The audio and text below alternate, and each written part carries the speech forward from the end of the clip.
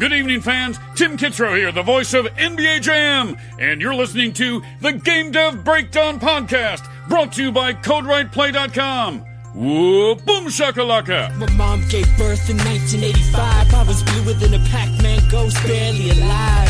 In the Cold War, my only blanket was Tetris. I played Rampart with Reagan, rampaged the world for breakfast. The laundromat was my sanctuary, the arcade was my church. I thought I was Rastan. Hey everybody, Todd Mitchell here. Welcome back to Game Dev Breakdown. I sound okay, but I'm in a terrible mood, let me tell you why. I just went into the workout room, had a nice little walk on the treadmill, came back to the office and said, let me try once and for all to install Microsoft Flight Simulator. Haven't been able to do it. Can't make it install games on my big hard drive, which is not the primary solid state drive. So my computer is set up like probably half of the world's now. You know, a smaller solid state drive and then a big storage drive. I don't have a giant primary drive where Windows is installed by default. For some reason, no one can figure out how to make Windows do that. Well, I fought with this thing for like the last hour, which it would have been much better if I had just come in and recorded the show out of breath, super winded, panting for oxygen, than for me to go through this process that just destroyed my soul. It is finally downloading, but not before. I tried to record while it did a download/install, so it's like constantly downloading things and installing things. Well, apparently that was enough of a strain that Audacity couldn't record on top of it, so I lost 2 attempts at starting the show. It should just be downloading in the background now, and you can hear the nice whirring next to me. So let's see if I get through it this time. This episode is a 2-parter. The first part is an appearance I did for my friend Ray on Fandom Unlimited, their podcast/live show that they do on Facebook Live, where they talk geek culture, primarily comics, things like that, and they wanted to do a gaming segment. They said, would you be interested in doing this? I said, sure, because why not? So I jumped on there and talked about the courtroom drama unfolding between Epic, Apple, and Google Play, and Microsoft, about Fortnite, and the souls of teenagers around the universe. And Tim Sweeney and the hissy fit heard round the world. We talked about all of that. So, and a little bit about xCloud also. So I streamed that live here on the Game Dev Pod Twitter.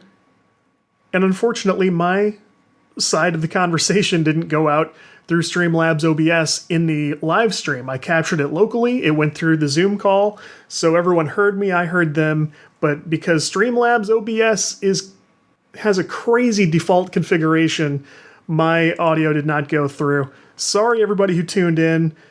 Let me earn my forgiveness by playing that for you here on the podcast. And when that's complete, stick around because when it's over, we'll talk about a second courtroom drama that's unfolding and apparently has been for some time now, which might be of even more interest to indie developers and small studios.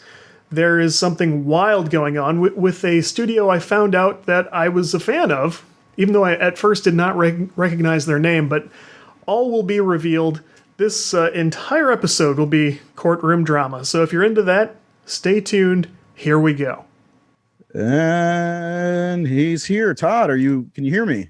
I hear you. Can you hear me? I can hear you, my friend. How are you? I'm so good. How are you, sir? Oh, you know what? I'm great. We have been talking about DC Fandom, and I'm glad to see you are support of the Black Suit Superman. Fantastic. Yeah. Todd, this is the gang. We've got Keith in the blue shirt. Seth. Hello. You didn't have to say hello. Seth in the Batman shirt and Jared wearing another Superman shirt. Hey, guys. Yeah, my son's wearing his Batman shirt today, too. Oh, man. You guys having beef? No, I thought I would join up and we would do his kindergarten Zoom calls this way today. Oh, that's awesome. That's cute. Yeah. So what do you got for us, Todd? We've had quite a time. So a couple of things going on in the gaming world. Sort of depends on what you're interested in, but there's Gamescom 2020 going on right now. That's a big conference, and it's happening online, of course. Not a whole lot of news because it just started. So also had the Flight Simulator launch this week, which I'm dying to play, but I can't start the download. My computer is not going for it so far. So Isn't that how it goes? Yeah, and then the rest is all courtroom drama between Apple, Epic, and now Microsoft as well. So, yeah, what's going on? Well, so do we have any Fortnite players in the house? Unfortunately, I played that game one time and lost my mind. Lost your mind? How did it go for you? Well, I mean, I just died a lot. I sat there and watched my son play, and this kid's an expert. He's he goes around building stuff or whatever it is. I can't figure out what I'm doing in that game, but I see him playing, and I'm like, oh, I can do this. No, I can't. It went terribly bad for me, and I'm downstairs, he's upstairs. We're playing on the same map or whatever it's called, and all he can hear is, hey, why are you cussing so much? I keep dying. That's why. I fell for the same trap. I looked at it. I watched some other streams. I had friends playing it. And I went, this is definitely something I can do. This is the kind of game I can play. And I streamed my very first attempt. And I hope I deleted that successfully because it was very ugly. Is it as good as your first Five Nights at Freddy's stream? That stream was very popular. And the only criticism I had of that was somebody went, this wasn't fun to watch because he didn't freak out enough. So as for what's actually going on with this whole Fortnite thing, do you guys? A good time. Are you guys familiar with the Microsoft xCloud service that's coming up? I am. Ray, how about you? Ray's jumping around on my screen. You hear me, Ray? My bandwidth's getting shitty. So I didn't hear what you said. Do you know about this Microsoft xCloud service that's coming up next month? Yeah, I've heard about it. So very little. For listeners unfamiliar, because it's still a pretty brand new thing, and it's like competitive services in some ways and unlike competitive services in others. But the idea is Microsoft announced that in about 2 weeks, they're going to launch this service that will let you basically dial up a game that they're maintaining on their servers, their devices. You don't have to do the giant install or, make room for it on your hard drive. They will let you play from their cool machines, and you can stream to all kinds of devices and play the game with an Xbox controller on, grandma's laptop or an Android phone or whatever. That was the big draw of this whole thing, right? Yeah. So they immediately said, any device. You'll be able to do this on any device, any smartphone. And I listened to that and I went, I bet that's not right. because Apple exists. And if you know anything about Apple, this has been a complaint for more than 10 years now. They have to very carefully manage any app that has access to the two players. If they can't completely control that, vet it through their own rigorous process, they're not going to go for it. And I can't imagine any way they're going to let Microsoft release this xCloud app that they want to put in the App Store. Lo and behold, as we're ramping up to this big release, Apple goes, oh, no, you should have asked us sooner. No, we're not allowing that. Of course. So I had to laugh. And I'm an Xbox guy. I have an iPhone. I have every reason to want this to succeed. I just knew it wasn't going to. I knew it wasn't going to happen. So this started by Apple basically pissing off Microsoft about the App Store thing. And it's nothing new. Like I said, this has been around forever. So Fortnite at some point makes the jump from PC and consoles to smartphones. This has been a while ago now. There were some hoops to jump through, but they got Fortnite going on the Google Play Store and the Apple iOS Store. And it seemed like everybody was living harmoniously for some time. But if you know anything about Epic's CEO, Tim Sweeney, is kind of a quirky guy. He's an old programmer from way back. Is that the nice way of saying it, or is it the professional way of saying it? I'm being nice. I have a sort of a harsh personal opinion of him because I'm a programmer. He's a programmer. I think he makes us all look a little bit crazy. But he's been known to occasionally sort of rail against the man if platforms aren't open to his liking and you can't develop for Windows the way he wants to and stuff. So at some point, like literally in the middle of the night one night, he blasts off this email to Apple and goes, hey, you guys are taking 30% of our microtransactions. Fortnite's a free game to download and play. You can download microtransaction points for like cosmetic items, and you can buy their season pass if you want. So Apple's only way to make money off Fortnite existing on its platform is to take its traditional 30% of these little transactions here and there. Tim Sweeney is literally losing sleep at night one night because he wants that 30% back, and he goes, look, I'd like to come to a different arrangement with you guys where you allow me to process these payments in a different way, and in return, we just give you nothing. It's like he felt that Fortnite being on the iPhone at all was enough in return. So Apple goes, as Apple does, they go, yeah, well, no, thanks for the email, but we're not going to do that. And so you can give us our cut, or we're just going to boot you, basically. Fortnite drops a new update on Google Play and Apple that circumvents their payment system. They go totally rogue. They start accepting payments directly from players, and they circumvent these payment processes on both mobile phones. And this is what nobody's talking about. Google did all the same things. They got updated there. They went, hey, you can't do this. Both app stores dropped Fortnite right away. Just booted the apps. So within hours, Epic sues both companies. Like, they had the lawsuits filed and ready to go.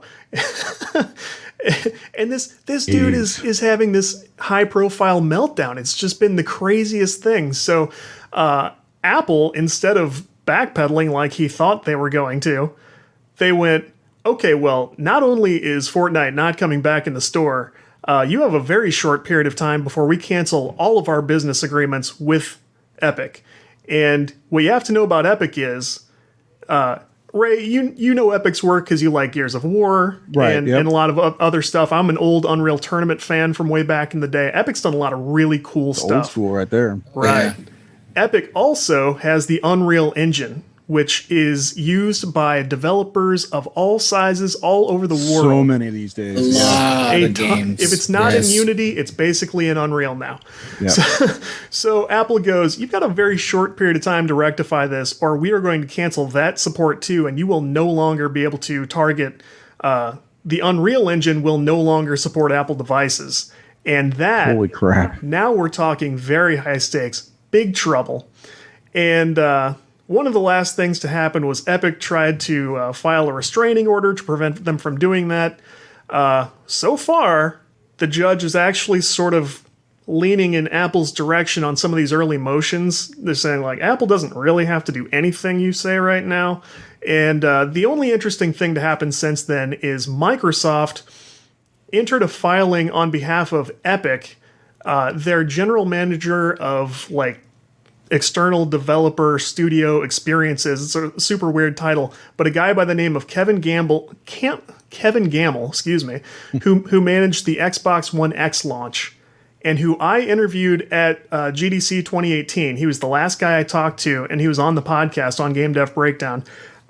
He wrote this filing on behalf of Epic, saying how important Epic is and how this ecosystem is threatened by Apple. Well, it's because they pissed Microsoft off like 2 weeks ago.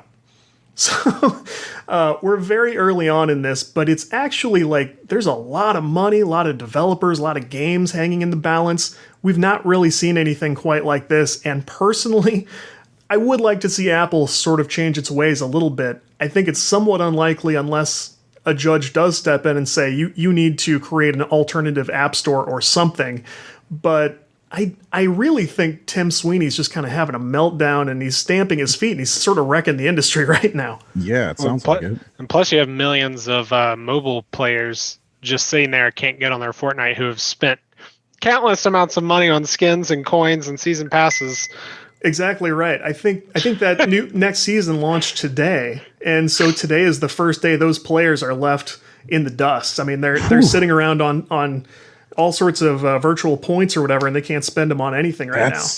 Millions of people, I'm sure. A lot of kids. Right. The other weird thing is Epic is trying to mobilize kids against Apple, and I'm like, what benefit? So the revolution starts today. Right. They're literally acting like that. I'm like, what do you hope to gain from this? This looks super weird. And these kids cannot do anything except for complain to their parents. You're going to make the parents hate you. I say all I'm picturing right now is like a suburb, and all the suburban kids start coming outside, and all the parents have been abandoned, but it's because Fortnite doesn't work anymore on their phone. Right. Parents standing in the streets like, what the hell's going on? Yeah. Our babysitter isn't working right now. Yeah. Fortnite, which was supposed to be raising our kids during this pandemic. Yeah. Yeah. So Kids fighting back. I managed to get through that hopefully quickly enough because it's a mess. But that's Sounds where like it. the game industry stands right now. There have been a few cool games to come out and stuff like that. Everyone's jazzed about Flight Simulator and Fall Guys. I haven't played Fall Guys yet, but everyone loves Fall Guys. Fall Guys is great. The devs seem super cool on Twitter. Like I've followed a couple of their guys. Like everybody, you love to see it, you know. It's a super fun game. Definitely get it. So it's also enraging if you like being enraged. If you like games Obviously, with I do. friends and rage, then Fall Guys Where can may you be find for Fall you. Guy? It's on consoles and it's on PC. It seems to be everywhere but mobile, I guess.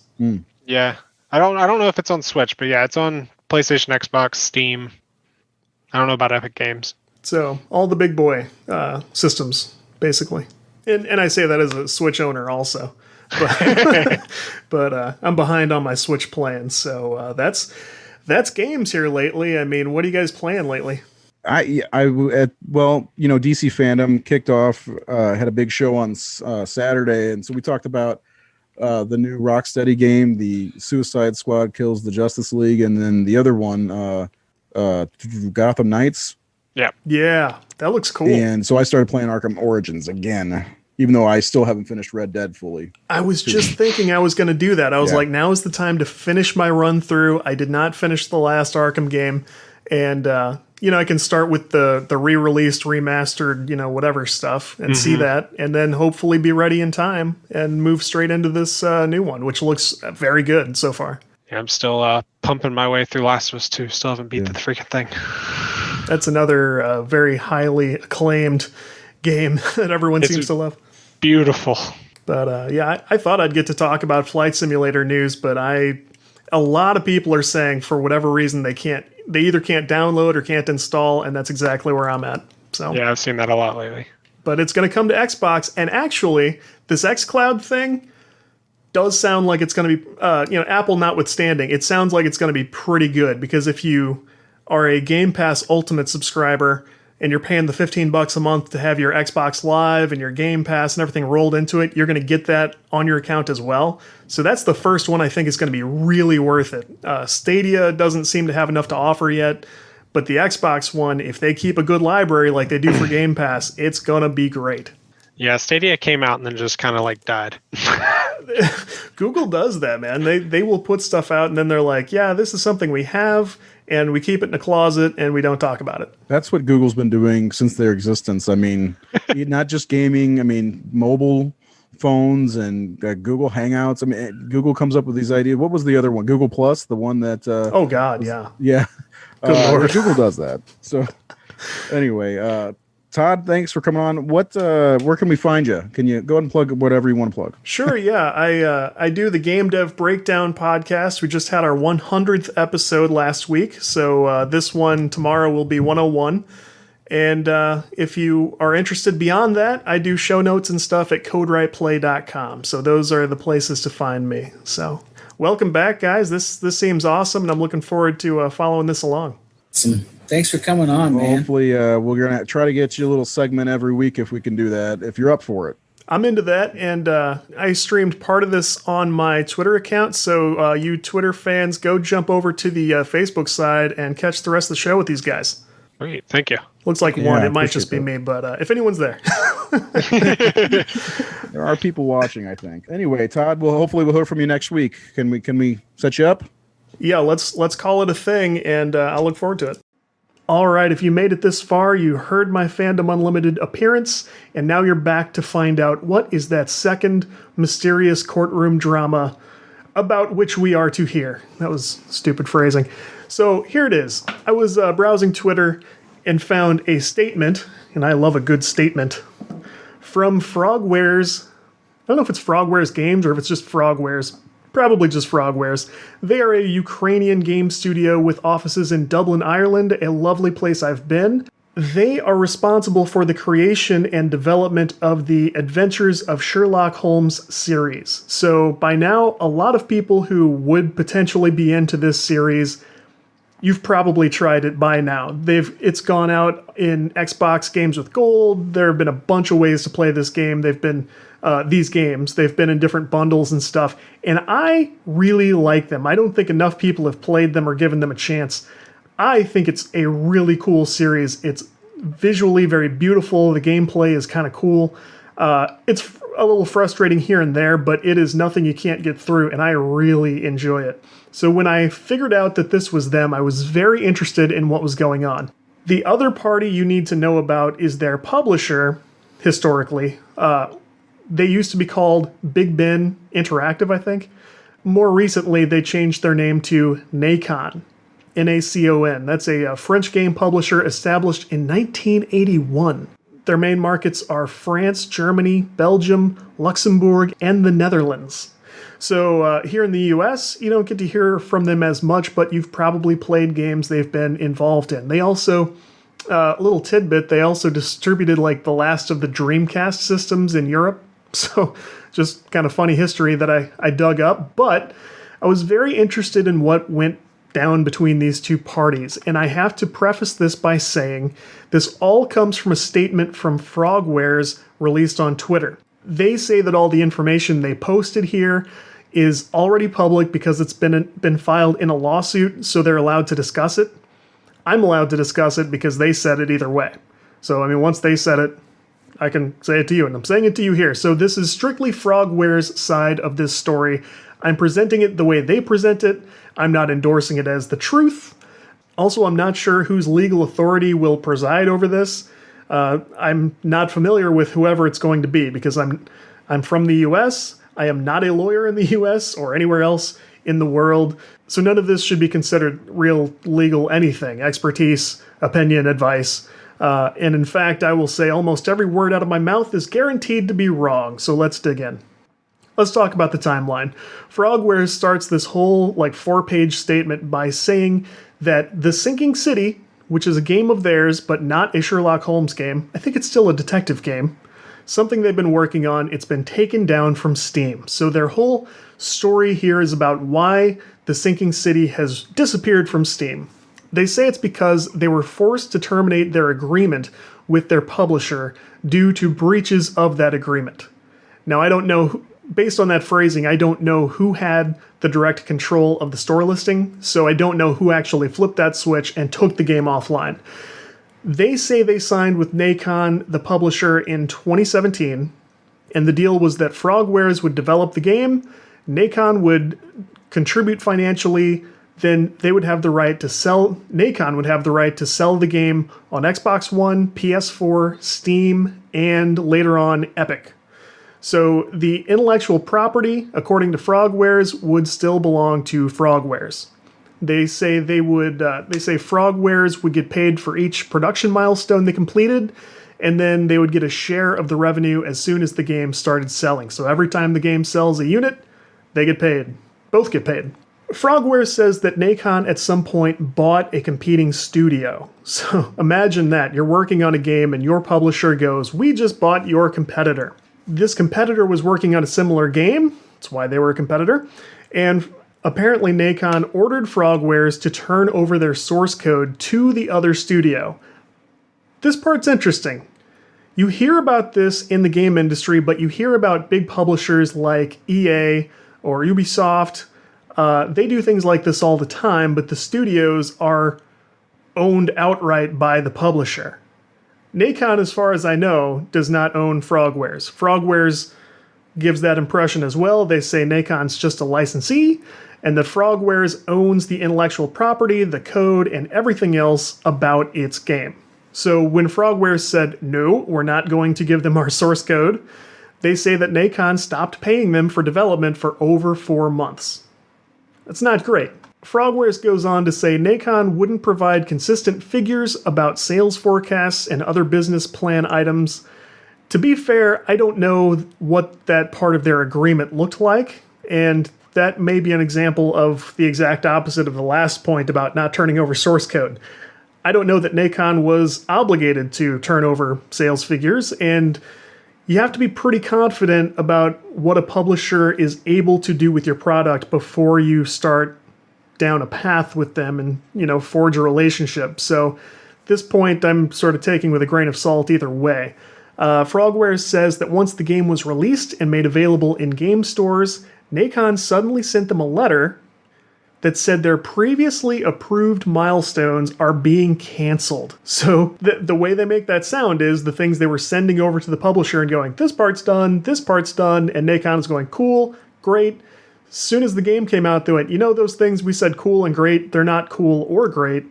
And so Nacon said, as a result, they would not turn over any portion of the profit from sales of the game. So now it sounds like the moment the game hit stores, this is according to Frogwares, Nacon said, you guys messed up, you didn't do it right, so we're going to continue selling this game and we are not turning over a dime to you guys. Frogwares says, rightly so, that this is when the legal battle began. Of course, I'd be suing in a heartbeat as well, as I'm sure would you, dear listener. Frogwares filed a lawsuit against Nacon in August 2019, so that's a year ago already, and only then did Nacon start providing some income reports. Although if they weren't turning over any money, I don't see why that matters. The problem is you're not getting paid in the first place, not that you don't know how many games have sold. Frogwares says that copyright notices on box covers and storefront pages were incorrect, creating a perception that it was not Frogwares who owns the IP. Now, I'll stop at this point and go, note in your head all these things that Frogwares says Nacon was doing, and ask yourself, if this is true, how would a publisher ever get away with this? There will be a potential answer at the end of this story. Frogwares says their logo was removed from some of the game covers. They say dozens of Sherlock Holmes and Sinking City domains were bought by Nacon, and that a tabletop Sinking City RPG was created and given away freely with a copyright notice that Frogwares says was incorrect, and Frogwares was never made aware of any of this before it happened. Finally, Nacon went public to be listed on the stock market and suggested that they owned the Sinking City intellectual property outright, which is a big no-no, if it's true. Here's probably the worst part, and here's the answer to that question from a moment ago. When Frogwares finally went to Nacon and said, clearly we're terminating our contract with you due to all of these unresolved issues, Nacon said, you can't do that. Nacon said Frogwares could not terminate the agreement because of emergency laws passed in France to protect businesses during the COVID pandemic. So it looks, according to Frogwares, like Nacon is doing absolutely anything they want right now and attempting to use the pandemic as legal protection. That is, if that's true, that's insane. And I certainly hope they don't get away with it. I'm going to be completely fair here. I haven't seen any statements from Nacon about this, or I haven't seen, any responses. I would be happy to discuss that because I find this interesting no matter what the truth is. But man, if there is even substantial truth to this story, I sure hope they don't get away with any of this. Now, I mean, contract law and business law in the United States, again, not a real expert here, but I've taken some courses and it's sort of an interest of mine. Contract and business law are about making damaged parties whole. It's not really about punitive damages. You do hear the phrase punitive damages thrown around, but primarily the court system is there to go, hey, this $500,000 that is owed from this party to this party, we're hereby ordering you to turn it over. And not go, you hung on to their $500,000, so we're awarding them $3 million. You see the difference. But man, I sure hope Frogwares gets every dime owed to them, and I hope they're very generous about it when doing so, if in fact this turns out to be the case. So what can we take away from this? If you're indie, or if you're part of a studio and you are in some way connected to a decision to work out a relationship with a publisher, This is something that's been discussed quite a bit on Twitter, and just today, for some reason, the argument broke out that, like, once you're taking money from a publisher, are you still indie? I say no. I say, of course not. The word is independent. That doesn't mean you're taking money from someone. If you're taking money from someone, you're not independent. Could you imagine if authors, recording artists, did stuff like that? Somebody works out a deal with Simon & Schuster and goes, well, I'm still an indie author. The hell you are. You know, people are out there writing their own books, publishing their own books, going through the editing process alone, the selling process alone, hoping that a book hits it big so they get to keep all that money. It's not indie if you're turning it over to somebody who goes like, here's the money I owe you, and I'll go sell the book. We'll go market the book. No part of that is indie. I don't understand how that logic doesn't come over to the game industry. It does for me. If you're getting money, you're not indie. No offense, there's nothing wrong with that. You can strike up a very profitable and very happy relationship. Every developer deserves a relationship like that. Point is, most of us don't have it. So I don't see how you can strike up a deal with somebody who pays your bills and you call yourself the same thing as the person who, like, looks at it like their wildest hope and dream, and they work a day job and they struggle to feed their kids and stuff, and on the side they're trying to make this game hit it big. You're not the same. You two aren't the same people. It's fine. Again, there are different ways to go about this, but as far as I'm concerned, in a conversation, if you say indie, you better not be getting paid by anyone. That's not what indie is. And my buddy Michael Silverman rightly pointed out, the only true indie games have Indiana Jones in them, and that's more than fair. So, but moving on, the important takeaways here. If you decide to get into a relationship with a publisher, that's great. Know your publisher, know their history, know what they're capable of.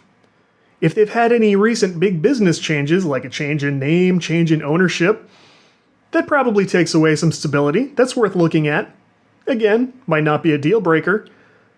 Big Ben had been around forever. We're talking 40 years, nearly.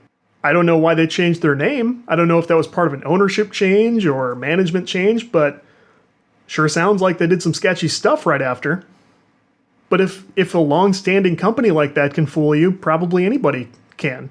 But you sure need to inform yourself and try to avoid getting fooled. Number 2, I'd say know the current business laws. This is a weird one, because it's one thing to know general business laws and how to protect yourself, but we're in a brand new world, and apparently business law itself is changing right before our eyes, and that could screw you.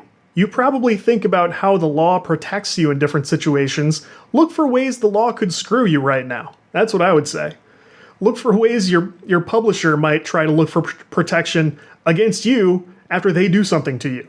Again, I don't know that's what happened here, but that's what it sounds like, right? If there's any justice in the world, I can't imagine Nacon getting away with this, if indeed this is what they've done.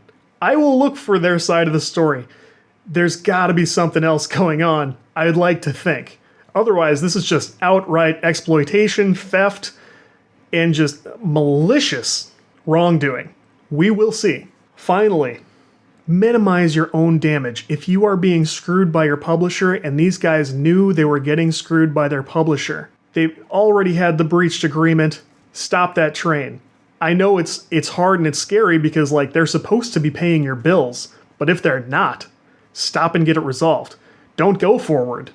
If you listen to any law podcasts, or it's probably come up on some, like, I don't know, courtroom TV shows somewhere. But I listen to a radio show run by a lawyer all the time. It's a call-in show out of the West Coast on talk radio. People call in, and it's sort of a theme. Like, every once in a while, you'll hear somebody go, I've been working for this guy for 3 years. He hasn't paid me correctly in even more. I've worked for this guy for 10 years, and he's got a 6-year record of paying me late or paying me too little, and I need that money back. How can I get them to pay up? Well, there's a point where it's on you to prevent people from exploiting you and taking advantage of you. A court can only help so much. So, I mean, like, again, the court system is about making you whole, and there's only a certain reasonable expectation at which you can sort of hold the court to go, well, you have to go back, 8-9 years and get me all this money back. Now, it shouldn't be this hard in this case. This is all fairly recent. So I would love to see the court do the right thing and go back and go, you owe them every dollar that was missed, you owe them damages, you owe them money for every sale. But you can't always move forward and expect things to correct themselves, and don't be afraid. I mean, once you're out a certain amount of money, don't be afraid to call an attorney and go, can I buy like 1 hour of your time because I have a bunch of questions? You know, it's not going to hurt to call and ask. If you're a soloist or you're on a small team, like, you still have to take certain actions to protect yourself, and you have to take certain actions to send a warning shot once in a while that lets the other side know, I will not be trampled on like this. You are not going to do this to me. We will shut this down right now. You will get nothing. We can go to court. It's scary. You want to avoid court. You don't want to get jammed up in the legal system, I assure you. But you also don't want to be part of a multi-year deal that goes bad, where someone gets to do absolutely whatever they want to you and just they get to run with it. So I will be following this one. I may write about it. I may bring it up on another podcast, but I thought since we already talked about courtroom stuff in this episode, we could just run with an all courtroom drama show. So we obviously won't do this very often, but we did it today. I would encourage you to follow these things. I mean, what happens here is certainly relevant to all of us and what we do. And I'm hoping this story has as happy an ending as possible. And hey, let me know if you hear something before I do. So, hey, before we go, as you know, we just passed 100 episodes. Listens are down right now because school's starting up and everybody's busy, and almost everyone's life has just changed here in the last week or so. Even the number of subscribers that we have, like, they're not even caught up with the show. If you could help me out, if you have not yet left a rating, a review somewhere, help me out. That would be such a big deal. Won't cost you a penny. Only should take you a moment or two. I will gladly start featuring reviews on the show to thank you guys. I'm just highlighting really nice words that we hear. I've done this before when people leave nice reviews. Like, I appreciate it so much. I love to share that back with listeners. But if you could do that, and hey, if you got a friend who likes this kind of stuff, feel free to let them know about it. Those are my only 2 requests. So got some more interviews lined up and some more fun stuff. So CodeWritePlay.com for show notes, subscribe, and I will talk to you guys later.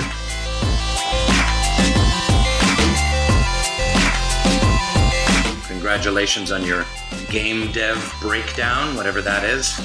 Sounds idiotic to me.